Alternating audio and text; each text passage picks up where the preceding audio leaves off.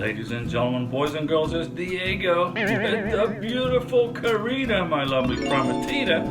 And we're waiting for our K1 visa to get adjudicated at the service center in California, USA. Our NOA-1 letter is dated April 18th, 2022. And Karina is a legal resident of Bogota, Colombia, but she is originally from Caracas, Venezuela. Beautiful Venezuela. And this video, ladies and gentlemen, boys and girls, is about the difference between USCIS Form I-134 and USCIS Form I-864. There's a big difference between the two. Different levels of income is required at each stage of a visa process. So come on along and I will explain it to you. Like I mentioned before, Karina's from Venezuela, living in Colombia, and I live in the Panhandle of Florida, near Pensacola, north of Navarre Beach, and we are, as in Karina and I, will be getting married on Navarre Beach just as soon as she gets in the USA, within 90 days. But we're waiting and waiting, just like you guys, for your K1 visa to get adjudicated. But I will need, as the sponsor, I'm the sponsor for Karina, and I will need to fill out USCIS Form I-134, the Declaration of Financial Support, and I will sign it and date it, and Karina will have this form in her hand, the original form, when she goes to her face-to-face scary visa interview at the U.S. Embassy in Bogota, Colombia. So what is USCIS Form I-134, and what is its difference between I-864, Affidavit of Support? Remember, this form is no longer called Affidavit of Support. It's called Declaration of Financial Support. So come on along. I'll explain. So I'm the sponsor for Karina, my beneficiary, my fiancée, my prometida, and I'm a U.S. citizen because only a U.S. citizen can apply for a K1 visa. And I am promising the U.S. government that when I fill out this form I-134, I promise to financially support Karina during her time here in the United States, which will be forever because we're going to get married. And the Form I-864 is the Affidavit of Support, which promises that I will then support Karina when I sponsor her as her green card holder. So the I-134 is I'm the sponsor promising to take care of her on this K1 visa. And then when we adjust the status, then I have to fill out I-864, which promises that I will support her financially as a green card holder. Okay. Now, U.S. Immigration look very carefully at all K1 visa applications, ladies and gentlemen, boys and girls, to see whether there's any risk at all of this person becoming a public charge and that they may become dependent on the U.S. government, as in me, a taxpayer, for their help or support when they're in the USA.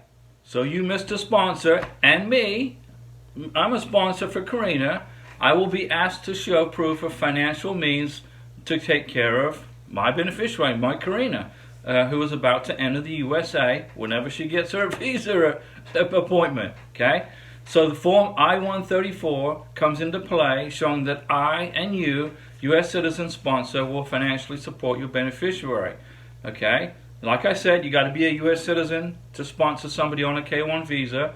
You must be able to meet 100% of the federal poverty guidelines for your household size to sponsor an individual on a K1 visa at the face-to-face visa interview. So at the interview at the embassy, you got to show 100% that your income meets 100% of the federal poverty guidelines. Okay? And so you can only sponsor someone if you meet the income level required for your household size. So Mr. Sponsor, Miss Sponsor, including myself, I must be prepared to have my finances and tax returns scrutinized by U.S. federal immigration peoples. And you're saying to yourself, you know, this I-134 sounds like the Affidavit of Support I-864. And you're right, okay? But there's the difference. I already explained to you. The I-134 is for a K1 visa, which is a temporary visa. And then the adjustment of status is a green card request, which is permanency, right? So that's when you fill out the I-864, okay? And that's the basics of it. In my opinion, it's best to provide the immigration officer or the consular officer the original 134, okay, that form, the original, at the embassy interview. And if this is not possible, if it's impossible for you, Mr. Sponsor, Miss Sponsor, to get the original I-134 form into the hands of your beneficiary, you need to have some kind of evidence to back up why you couldn't do this. Why couldn't you get the original form into his or her hands for the embassy interview? Okay? And like I said, USCIS form I-864 is the affidavit of support. The I-134 is the declaration of financial support. Okay? And for the I-134, you must meet 100% of the minimum federal income requirements. And for the affidavit of support I-864, you must meet 125% of your minimum income requirements when you file for the green card. Don't forget, ladies and gentlemen, boys and girls, you must get married within 90 days of arriving in the USA. And I also recommend you adjust your status within 90 days too. Okay? And I will make a video on how to put together and how to fill out form I-134 and I-864 if you want. It's not difficult. It's an easy form. They're easy forms to fill out. And we will see you soon, Miss Beneficiary, Mr. Beneficiary, with your K1 visa in your hand or your K2 in your passport, flying on an airplane to the United States of America. And we can't wait to see you get here and start your lives with your American citizen sponsor. Don't forget, I do a live stream on Wednesdays at 5 p.m. Central Time, Saturdays at 7 p.m. Central Time, and on Sundays at 11 a.m. Central Time. So you guys can chat with me live on immigration questions, K1 visas predominantly. I'm not an immigration attorney. This is not legal advice, but I've been through this process twice and I know how it works. See you then. Thanks for watching. I'll be back.